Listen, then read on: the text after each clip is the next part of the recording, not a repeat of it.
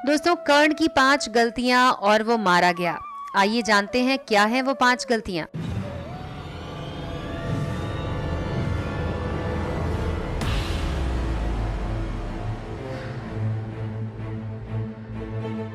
इस बात से कोई इनकार नहीं कर सकता कि महाभारत के प्रसिद्ध योद्धा और अंतिम दिनों में कौरवों की सेना के सेनापति कर्ण अपने प्रतिद्वंदी अर्जुन से श्रेष्ठ धनुर्धर थे, जिसकी तारीफ भगवान कृष्ण ने भी की।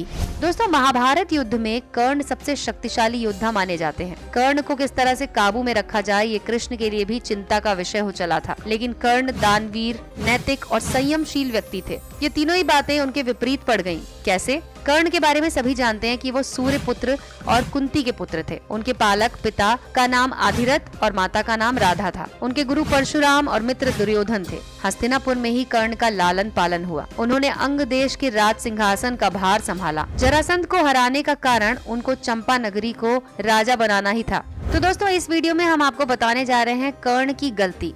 उस काल में द्रोणाचार्य, परशुराम और वेदव्यास को ही ब्रह्मास्त्र चलाना आता था। उन्होंने विद्या अपने कुछ खास शिष्यों को दी। उनमें से ब्रह्मास्त्र को असफल करना कम शिष्यों को याद था। जब द्रोणाचार्य ने कर्ण के सूत पुत्र होने का तथ्य जानकर ब्रह्मास्त्र विद्या सिखाने से इनकार कर दिया तो वो परशुराम के पास पहुँचे। परशुराम ने प्रण लिया था कि वे इस विद्या को किसी ब्राह्मण को ही सिखाएंगे, क्योंकि इस विद्या के दुरुपयोग का खतरा बढ़ गया था।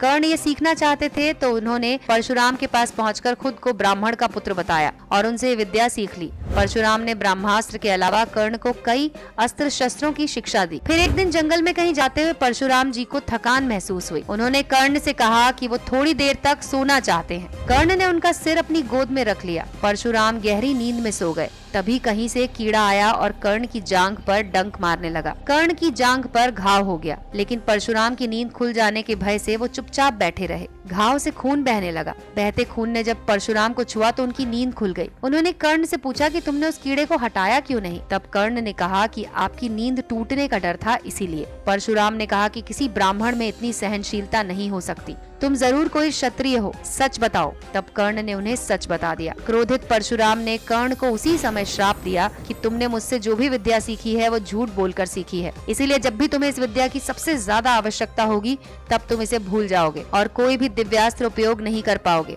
लेकिन दोस्तों, अब सवाल ये उठता है कि अगर वो झूठ नहीं बोलते तो क्या सच बताकर परशुराम उसे विद्या सिखा देते? नहीं सिखाते। तब वो उसे किससे सीखते? निश्चित ही ये भूल थी, लेकिन भूल नहीं भी थी। तो दोस्तों, ये तो थी पहली गलती कर्ण की। अगली गलती देखने के लिए जुड़े रहें हमारे चैनल के साथ। हम लेकर आएंगे कर्ण की दूसरी गलती क्या थी आपके पास जल्द ही।